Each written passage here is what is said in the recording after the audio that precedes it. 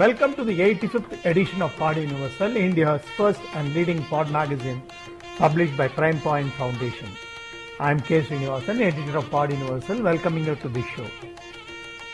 Last Sunday of September every year is observed as World Heart Day globally. To coincide with this World Heart Day of 2009, we met Dr. Satish Gupta, a cardiac specialist at Global Hospital at Mount Abu recently. When he was a busy practicing cardiac surgeon at Delhi, in 1994, he met a cardiac patient who had to undergo second angioplasty, and he could not afford to pay the hospital charges of around 2.5 lakhs since he has already sold his house for the first surgery. This incident changed his life. He asked himself whether a poor man did not have a right to live in this world. From that day, he dedicated his life to find out an alternate to angioplasty and bypass surgery to clear the artery blocks. With the support of Global Hospital at Mount Abu, DRDO, Government of India Ministry of Health, National Yoga Institute, he started the research project as to whether change of lifestyle could help to overcome this heart problem. He had even the support of Dr. APJ Abdul Kalam, who was then heading the DRDO, and Dr. Kalam was closely monitoring and supporting this project. Now, after nearly 12 years of study, he could establish and prove to the satisfaction of global medical community through the change of lifestyle, we could address this challenging issue. I had spent nearly 10 hours with Dr. Satish Gupta over a period of 3 days, and Dr. Gupta was showing me patiently the documents of various patients who were cured through the lifestyle changes. Please listen to the conversation now. I had it.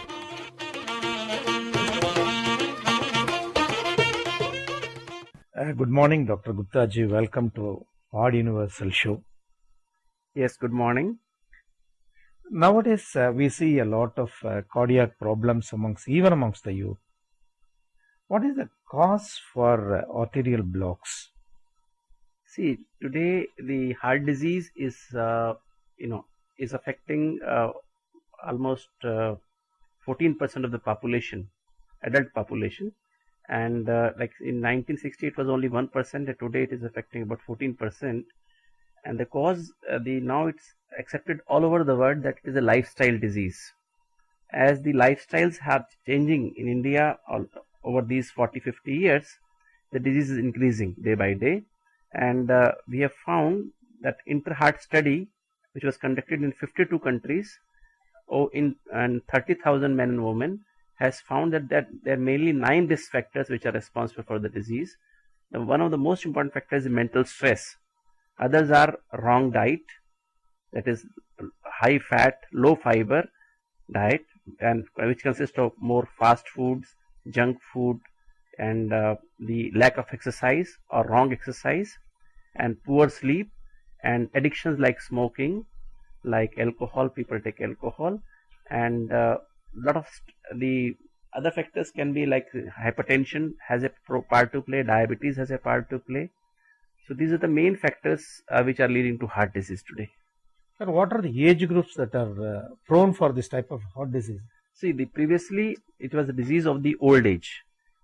As I told you, 1960 the heart attacks used to occur only after 60 years of age.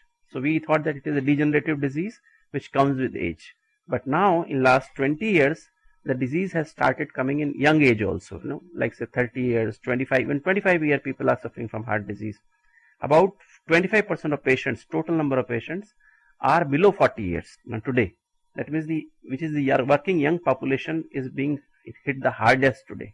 And the Indians, wherever they are, in India or abroad, in UK, US or any part of the world, they are being hit the hardest by this disease. Usually, previously it used to affect the male more, the male gender more. But today it has been seen that even the females are not behind. The females also, the ladies also getting this disease like males, and especially the working population. The smoking, if the ladies smoke, they are as prone to develop heart disease as males. and especially the females had the protection of hormones up to the age of 55. But today this differentiation is also disappearing today. How many people get affected in India every year? See, basically today the figures have shown that about 5 million people suffer fresh heart attacks every year, out of which 10 to 12 lakhs will die within a month or so, and total number of people who suffer from heart disease is maybe anywhere between, because exact figures are not there, it may be anywhere from 50 million to 100 million. In India? In India alone, total number of people dying from heart disease is about 20 lakhs. That means about 5 lakhs people are dying every 3 months, about 5,000 people dying every day. If you take this epidemic of swine flu, which has killed only 100 people till today, about 100 people till today, there is so much coverage in the media. This disease is killing 5,000 people every day, but there is no coverage in the media about it. There is no awareness in the public about it. And we know that Indian tsunami killed about 3 lakh people, and there was so much coverage in the international media and national media. And here this disease is killing about 5 lakh people every 3 months. This tsunami of heart disease, but we are not aware of it. How to prevent such heart attack? As I told you already, this disease is coming more and more in younger population, and WHO has predicted that if we do not take steps now, what will happen is this disease will come further in young age. It may be anywhere from 15 to 20 years of age. Also, it may start coming, and the disease may double up. Like as I told you, it is affecting 14% of the population. And later on, it may start affecting even, these figures may double up by 2015. This is the prediction of WHO. Now, the young people, it has been seen in many studies that these young people who are suffering at the age of 25, 30, 35, these are the people who do not have any risk factors, so-called risk factors for heart disease.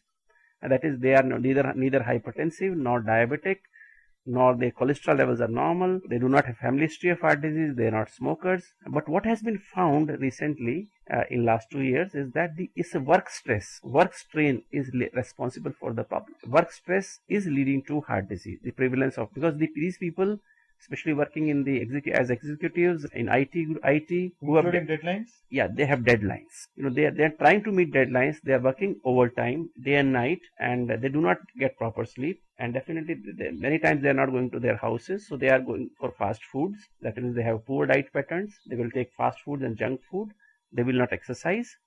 So these are the factors: the work stress and wrong diet, no exercise, or lack of sleep. And this is leading, and these people also get addicted because they are under stress. So these are the people who will become prone to have smoking as alcohol as a habit, or as a sort of due to peer pressure they may develop these habits. And then these people develop heart attacks at a younger age. And I have seen so many patients coming to my hospital and in the research program which we are having for last 11 years, that the young patients, they suffer a massive heart attack, and their ejection fraction, the pumping power of the heart, from 60% is normal, which comes down to 25%, 20%. You can imagine what will happen to a 25-year-old person, young person, and who has just passed out his engineering or a medical profession, or he is just joined as an executive somewhere, and he suffers a massive heart attack. He is hope of the family, and this is what is happening today. What are the normal courses or normal remedies that are available in the medical system for such people who are affected? As I told you, about 5 million people are suffering from heart attack, fresh heart attacks every year. And according to last, we have a angioplasty registry in the country. And according to last angioplasty registry, we had about 1 lakh angioplasties done in 1 year, and about 60,000 bypass surgeries done in 1 year. So we had about 1,60,000 people undergoing bypass surgery and angioplasty, while 5 million people suffering from fresh heart attacks. So how much we are addressing to? The usual thing we give is angioplasty or bypass surgery. This is the regime today. So how much we are offering? Less than 5%. So less than 5% people are treating. What about those 95% people who suffered heart attacks? Many of them die in the first heart attack itself, all right, but still there are about 40 lakh people who are not given anything, or who do not have resources to go for anything. Is it because of the lack of finance? Definitely. India is a developing country, and the money which is required to undergo angioplasty may be anywhere from 2 lakhs to 4 lakhs. If you go for drug-eluting stents, which are very costly, if you have to undergo one angioplasty with drug-eluting stent, it will cost you about 2 lakhs. If you have 2-3 blocks, then it will cost you even 5 lakhs. And similarly, bypass surgery, which will cost you anywhere from 2 to 3 lakhs. And anyone, suddenly, if you are given that much of money, you have to spend that much of money.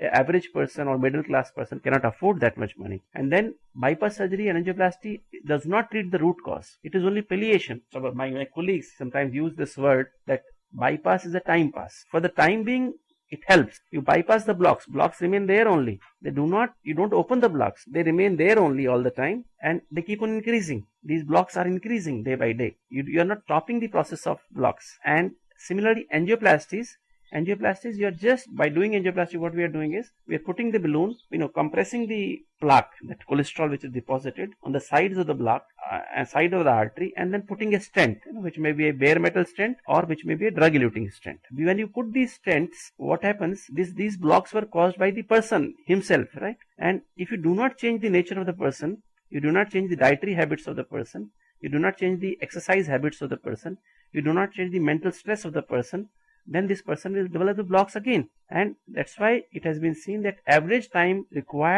after angioplasty is about 10 months. The person has to undergo repeat angioplasty or bypass surgery. 6 months only, about 30 to 40% patients block their arteries again. So you can imagine, you spend 2 lakh rupees or 3 lakh rupees, and after 6 months you are asked to again spend that much money. That is not the real sort of treatment. So you are telling about the lifestyle changes affecting. So how do you compare Western countries? And now you say that it is an alarming figure of 14 and it is likely to develop in 2015. But India is a highly traditional country with the cultural base. But the US also should be having similar one?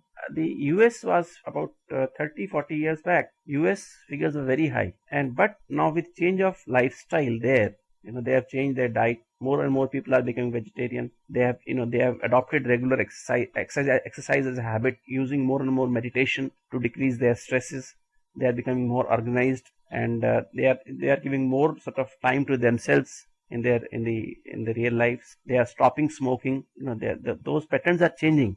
So by change of lifestyle, they have reduced their deaths because of heart disease by 50%. And in India, on the other hand, these things are increasing. Urbanization, industrialization, fast food. More and more people are getting addicted to fast food, junk food. They are becoming more lazy. They go to bed late, get up late. While the maxim is early to bed, early to rise is the best way to be healthy, wealthy, and wise. And it has become opposite. And people go to bed late and they get up late, so they cannot go for walk. And now there are many studies which have told us that mood decides your food. If you take if you are in a depressive mood, or you are having bitterness in the mind, what happens? You compensate by taking sweet. If you are feeling very dry inside in the mind, then you compensate by taking fried foods. It is almost becomes like compulsive behavior. If you are feeling very boring inside, you compensate by taking hot and spicy foods. And similarly, more than 100 mental tendencies have been studied, and what are the predilections for food, different types of food. So it's the mood which decides your food habits. So how do you say that food and artery blocks, are they connected to each other? Definitely. This is a very nice question, that the food has a definite part to play in the causing blockages. What leads to blockages? Now it has been understood in detail what is the real mechanism of what leads to blockages. Blockages, it has been seen that blockages in the population, if you take anyone, in one of the studies in US, it was seen that the people who give their hearts for donation, donate their hearts for people who are very weak hearts.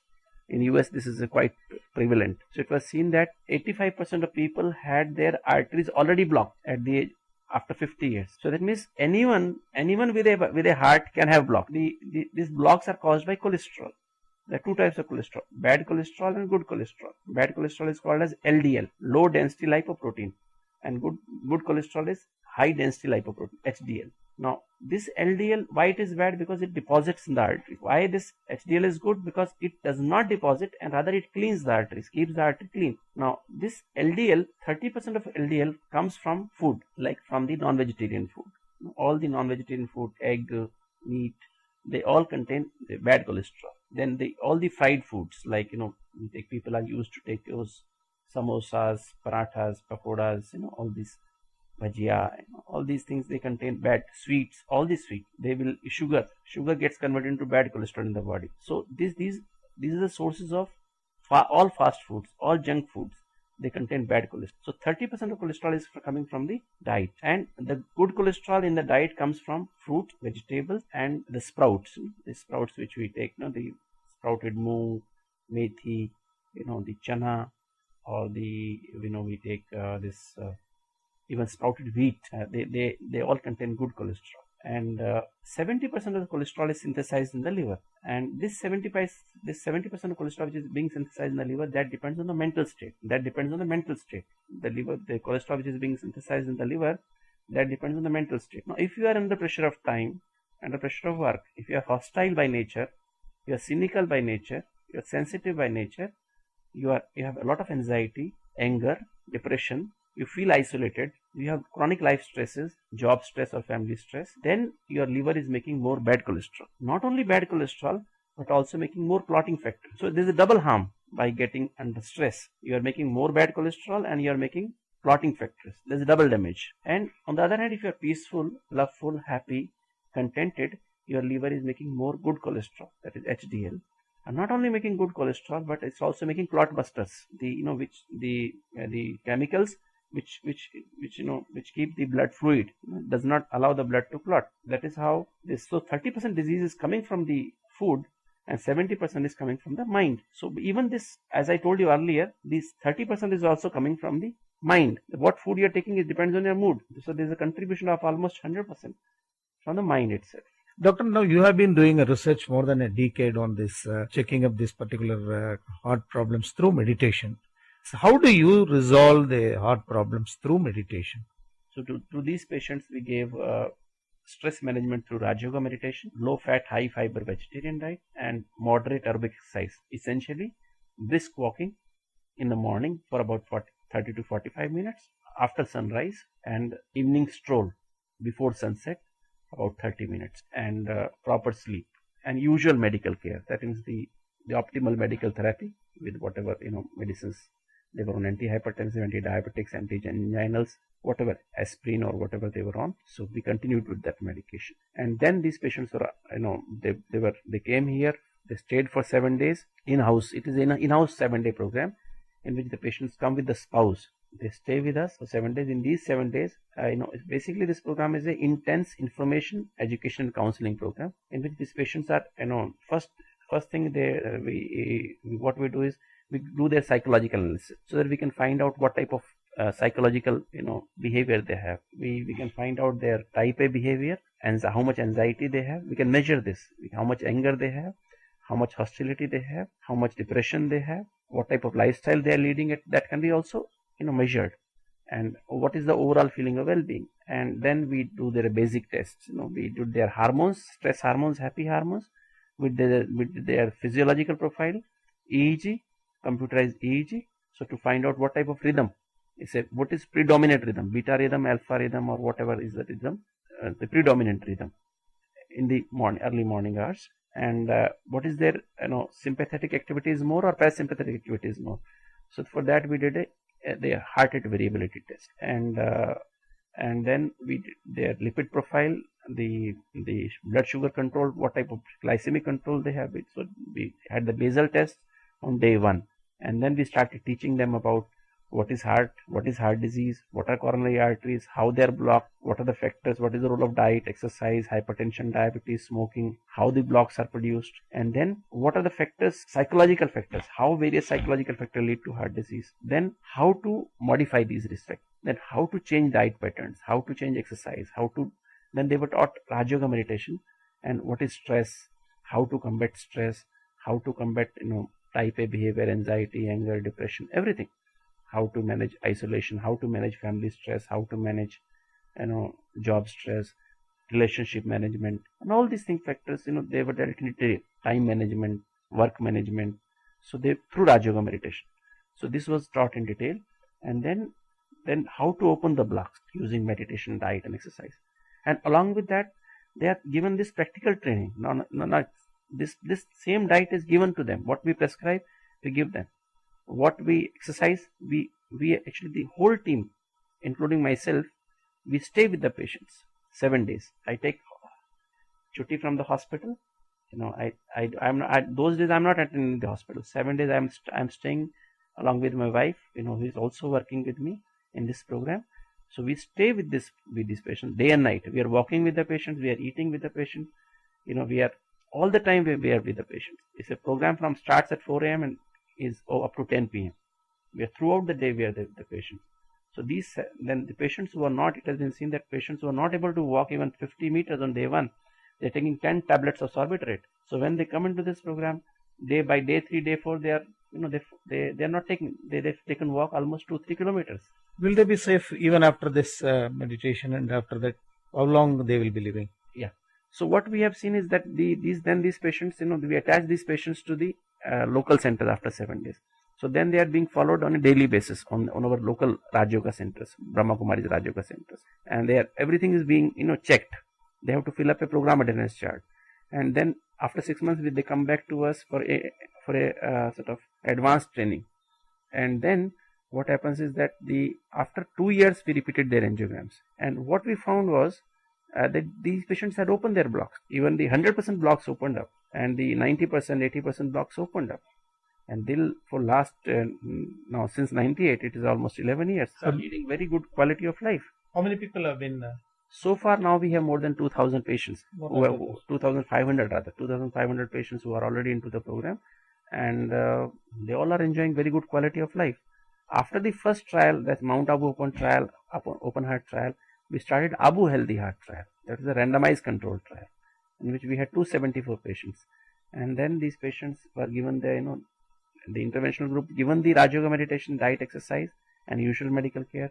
The control group was not given the Raj Yoga meditation, only the same diet, same exercise, and usual medical care was given. And it was conclusively seen that the patients who had proper stress management through Raj Yoga meditation along with diet, exercise modification, they opened their block, while patients without diet and exercise, without Raj Yoga meditation, could not open. Rather, the blocks increased. So average opening was more than 12%. Around 12%, and 93% patients could open their blocks. Now, how are you taking it forward? If people are interested, the listeners are interested to contact you, how can they reach you? Now this program has each patient who has come here. I don't see them as one patient. I see them as 100,000 patients. That these people will give a message to 100,000 people, and that is what is happening. Each patient who has come here is not sitting idle. After opening his blocks, they are going to each and every part of the country, and they are giving 50 talks, 60 talks. They are sharing their experiences, their angiographies. That this is my first angiogram, this is my second angiogram, how I opened my blocks. So now what we have done is, because as I told you in the beginning, that this disease starts in the young age. That means we start blocking our arteries maybe at the age of 3-4 years. We start blocking our arteries, and then so what we are doing is, now we have started a primordial prevention program in which we are taking school and college. Our teachers are also being trained into this. So they are telling them that how to adopt proper dietary habits, avoid fast and junk foods, all aerated drinks, adopt sports as a regular activity, and how to manage mind from very beginning. How anger is bad for the body, how the anxiety, we should be anxiety free, we should be stress free, and for that how meditation. And the aim of this sort of primordial prevention is that after 5 years, we'll have healthy population. That means people without hypertension, without diabetes, without smoking, and without obesity. So that we'll have a healthy and without heart disease. And then primary prevention is, that is people who have high risk of developing heart disease, like people suffering from hypertension, diabetes, smokers, people who are in the executive group, people who have obesity, people who have high cholesterol levels. So for them we have a 3R capsule program. Our almost many centers all over the country and abroad also, Mauritius, Sri Lanka and other countries, they are also giving this 3R capsule program on Sundays especially, where these people suffering from such problems. If the listeners want to approach anybody, what is the email ID or website? People who are suffering from heart disease and people who had the bypass and angioplasty done. These are the patients who send their reports to me. Dr. Satish Gupta, Global Hospital and Research Center, Shantivan, Abu Road. The pin code is 307510, and the email ID is 3d3 3 is numerical, 3dhealthcare@gmail.com. Another email is smbmhealheart@gmail.com. And if they want to contact by phone, the phone number is 02974 228 880. And this phone number, the timings are 9:30 to 1 and 4 to 6 p.m. They can contact for this thing, and they can send. What they have to send to me is their a brief clinical history, their angiography report, their echo report, and what medication they are on. They can email this report to me or send it by courier or fax. Fax number is also there, 02974 228 116. Another number is 228 670. So they can fax this report, and if for more information on this program, they can visit our website, which is 3dhealthcare.org. Thank you very much, Doctor, for sparing your very valuable time. You are doing a very noble service, and on behalf of Pod Universal, we wish you all the best in your future endeavors. Thank you very much. My message to the listeners is that this disease has come as an epidemic. As I told you, so many people are dying, suffering. So the time to act is now. From now, this moment, we should understand that this disease is coming to us because of our own actions. Because the very word healthy comes from two root words, heal plus die. That means heal yourself. It means that I am responsible for my health. I have to heal myself, and I have to ask whatever I do, that am I healing myself or am I damaging myself? So if I just realize this, that I have to keep on healing all the time. I should not be damaging. Right? Whatever thoughts I have, I should be having thoughts which heal me. I should see what heals me. I should hear what heals me. I should speak what heals me. I should eat what heals me. I should do what heals me. And I should not do anything which damages me. If you want curd also, you can take curd also during the lunch. And then evening around 4 to 5 p.m. again take a fruit. And then in the evening 7 to 8 is the time for dinner, and have dinner. And before dinner, dinner should be very light. It is a saying, have your breakfast like a king, lunch like a middle class person, dinner like a miser or a pauper. So have only sabji and chapati in the evening. Avoid fat, avoid curd and rice and khichdi and other things in the dinner. Just have sabji and chapati, and then before almost going to bed, then you take only a cup of milk without sugar. Avoid all types of sugar. So this is how, if you take this diet, two times you take fruits, 11 and 4 p.m. that is fruit time. Take your breakfast, lunch and dinner, and take the fruit in remembrance, realizing yourself that I am a soul. I am the master. I am giving proper petrol to my body, right? Proper diesel or proper sort of nourishment to my body. Take in that consciousness. So this is eat natural. Then the second thing is be in the lap of nature. That is proper exercise. Have brisk walk, morning walk after sunrise. Remember, never walk with. First clean your bowels. Go to the toilet, take a bath, then go for walking. People do it wrong, because when the feces are in the intestine, and that is causing more toxins while walking. So more gases will ascend up, cause more poisoning in the body. So always clean your bowels, take a bath, then go for morning walk. 30 to 45 minutes of brisk walk. That is more than 110 steps in a minute. Thank you very much for sparing your very valuable time, sir. Thank you very much.